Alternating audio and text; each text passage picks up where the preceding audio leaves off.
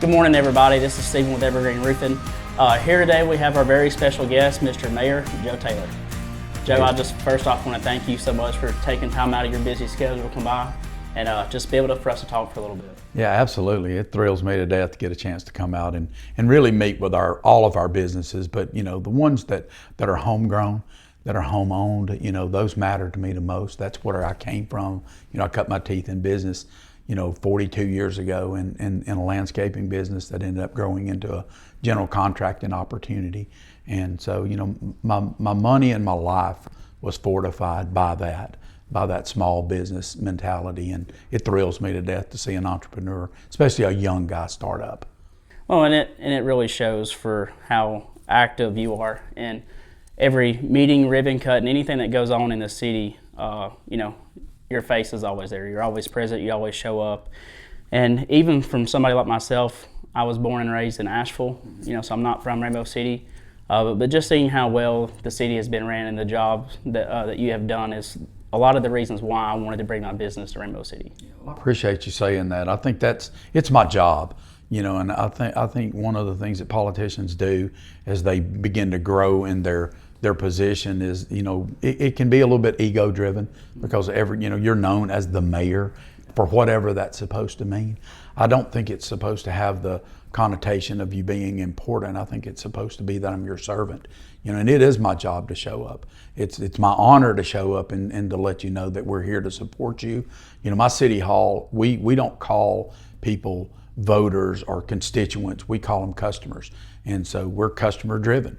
And the customer is supposed to always be right. And other than our police department, most of our customers are right.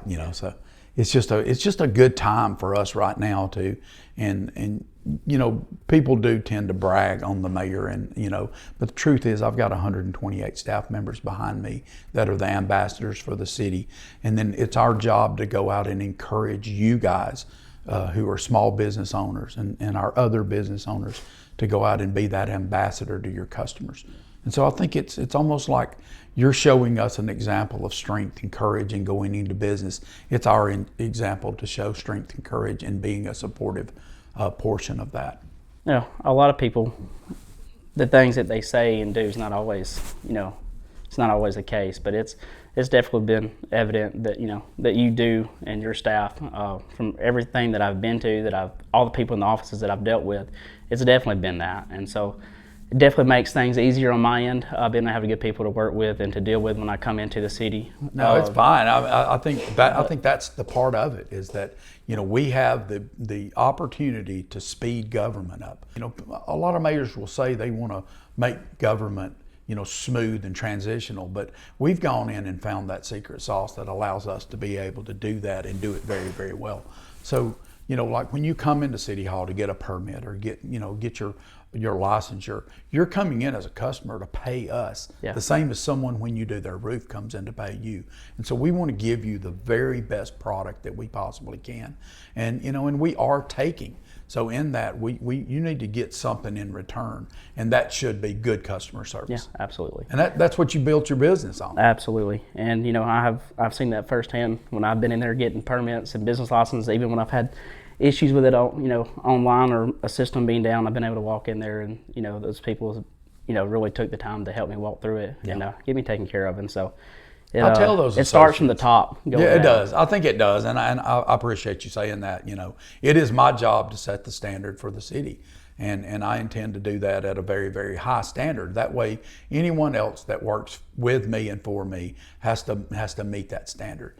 And I believe what you're finding out is that I came in and inherited a previous administration. Well, I didn't come in to clean house. I came in, and I believe it was General MacArthur. He would carry his officers out and interview them. And if they salted their food at dinner before they tasted it, he didn't take them onto his staff. And it was because they were trying to change something that wasn't necessarily needed for change. And I felt the same way. I came in, I inherited a staff. I kept everyone, including my assistant, who normally is an automatic removal. And I think I've proven that leadership is the vital key when it comes to local government. It's my job to make them believe in the product that we're going to send out. And from an aspect for you of having those high standards and doing things that way, even from our side, from a business side here in the city, that's one thing that I have always been able to stand on from how my mom and dad raised me when I was a kid, of standing on morals, having high standards and high expectations to live up to. And, that has never not transitioned into my business. And so that's the one thing that we try to do here. Are we perfect? Absolutely not. Right. Do we strive to be better every day? Absolutely. But it's just to be able to have higher standards and expectations for these homeowners, that we're going to give them the absolute best opportunity and experience that they can have. Not everybody always needs a new roof, but when that time comes, we want to be the people that they look to. We want to look different, we want to be different, and we want to bring a new higher standard to this part of the industry. And having those standards already set from the city, but to be able to tie back into that as well. Well, I believe you are. I believe you've set such a high standard for your associates. They look professional when they come out. All of those things, and it's all about projecting an image. And it is my job to project the image of the city and make the city look like a welcoming community. The day that you opened your business here in Rainbow City was a proud day for me. It's one of those things where I get to say we brought another business into the city. Doesn't matter where you came from. It doesn't matter if you're a startup. It just thrills us to know that we're growing our city, and we're growing it in service. We're growing it in satisfaction of customers, and those are the key elements of a growing city. We're watching our city grow, and you're a big part of that, because one of the things that we're looking at is not just new construction and new growth. It's the ability to rehabilitate our city that's 75 years old this year, and knowing that at 75 years old it's time to begin to go back through and create that renaissance opportunity. And your business does that. A new roof on a home changes the looks of that home. And for me, because I was in the landscaping business for so long, aesthetics of a home matters to me. And then my career as a firefighter, it matters to me that the construction of homes are adequate and safe. Yeah, absolutely. And I think that's what you guys are doing. Absolutely. And I'm glad you mentioned that last part. That's one of the biggest keys that we try to do is whenever we roof a house, is going by those current building codes and ordinances of law, not just from the city, but even from the manufacturer standpoints, is because a lot of things that we run into, we see a lot of double roof or double roof systems that's put on. Right. And I have a lot of friends that's in the fire department, and when I have talked with them and dealt with them, on when they've had those house fires, of how much more difficult and how much more time consuming it is to try to get those fires out. So even down to simple stuff like that we try to make sure that we're going the extra step, the extra mile, to make sure that everything that we do is done correctly and done back up to the current law of the building code, to make sure that we're complying with that. And that way, God forbid, if there ever is any kind of issues like that we're going to make sure that it's the most time efficient for our firemen. And I think that's what you've done. You mentioned your parents growing you and growing you to a standard. It's the same thing in our business. We set a standard. That is the government's job, is to set the standard for you to attain that standard. And you guys are doing that on a daily basis. But for us to begin to water down those rules to allow for double roofing and triple roofing and dangerous situations and applying weight to that roof that's so critical, and it's only engineered to a certain level. Absolutely. We begin to put families at risk if we're not willing to put in the highest standard of ordinance. And it's what my council is going to stand behind us anytime. We moved into the International Building Code, which is a tougher standard, and we use International Fire Code, a tougher standard. And I believe that it not only makes your guys safe, but it makes your business so much more vitally important that you do it right. And the biggest thing is, whenever we're done, is that I want to make sure that we provide those homeowners with the absolute best product and it being the most efficient. And so if that's from a weight standpoint, to make sure that they don't have more weight on the roof to cause structure problems, or from a fire standpoint, but just to make sure that everything's up on the up and up. I think so. And I think you guys are doing it very well, because what we're finding out is that we don't have that that problem, that complaint that comes back in on our contractors. And I think it's twofold. It has to do with great contractors that are doing really, really good work, and it has to do with my building department. Absolutely. Our inspectors they're tough, and I know you know this because you deal with them daily. They come out and they have an absolute benchmark that you have to reach. And if you don't reach that benchmark, then you get a chance to do that over again. And I don't think you guys are doing anything over again.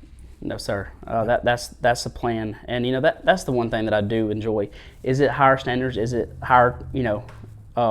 More check marks and more things to go by?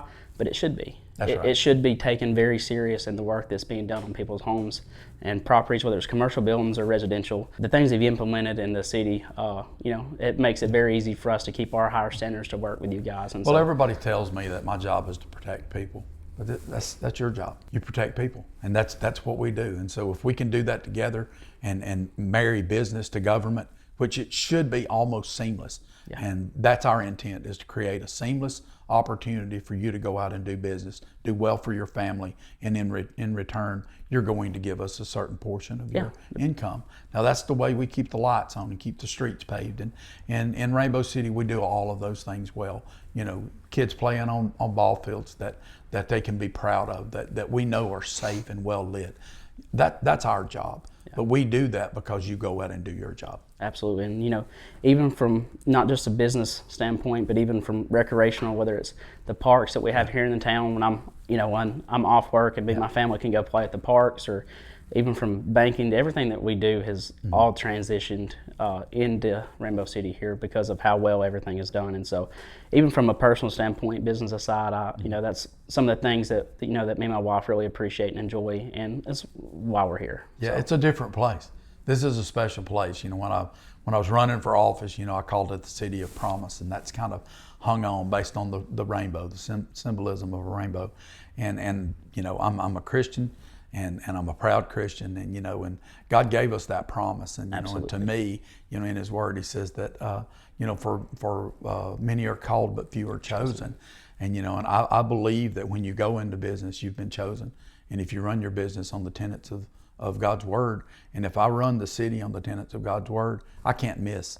That's right. So I can't fail. God's never failed, never will. So as long as we continue to build based on those principles, then I know it's in His control, and there's still some stress there, but I know at the end of the day that the Lord's going to take care of us. That's right. And my standard saying is, there is a God and I'm not Him. So I don't do His job, and He can tell me how to do my job anytime He wants. Well, this is good. And I think the last thing that I would say, just to really kind of make some understanding to people that might see this, is just how vitally important new young business is. The day that we did the ribbon cutting here, there were 3 businesses that were being ran by very, very young people. And for me, as an older guy, I never saw myself making it this far, but being an older person, knowing that we're going to transfer our opportunity over to young people, it thrills my soul, because I know that everything kind of keeps going, but it can be cyclical and go up and down. We don't want to see those peaks and valleys. Yeah. We'd like to get on a very, very steady climb and stay there. And that's what Rainbow City is now. And that's what's happening to your business. Yeah, absolutely. And I can, not just speaking on behalf of mine, but some of the other businesses that we have seen, like I said, in the younger people that is coming up, but of having that that firm foundation that we have to build off of for how things and the standards are set here for us to continue to build upon. Yeah. And, not just to stay where they're at, but obviously to go higher. I always, no matter what it is in my life, whether it's business, spiritually, personal, whatever it is just to never be satisfied, not to be not grateful, but right. But to always continue to push forward. There's always room for growth. And I think we're going to continue to see that with all the other newer businesses that's coming to town, for us to have those higher standards and to be able to build upon what we have and to continue to grow forward. Yeah, I think the catchphrase now seems to be that you want to thrive, but I think they leave off that first part. You got to strive to thrive. You've got to work hard to thrive, and in this country, it allows for a young man like you to step out. And even the people that are behind the cameras here to step out and do something that's totally different, and to be successful and thrive in doing so. I think that's my job, and I'll say it over and over again. It's my job to support you and make sure that you're successful. And in that, I get to claim a little small portion of that success. Even by you being here today is a big part of that. So I really appreciate every bit of the sacrifice you've made to be here today and the time that you come in to spend with me and just to have a conversation. It means a lot, and I'm very thankful. I appreciate it. So, It's my honor to do this. And it's not just my job. It's an honor to come in and see somebody that's trying to do it right. Yeah. Guys, thank y'all so much for tuning in with us this morning. Again, Mr. Taylor, thank you so much for coming out and spending some time with us. We look forward to seeing you soon.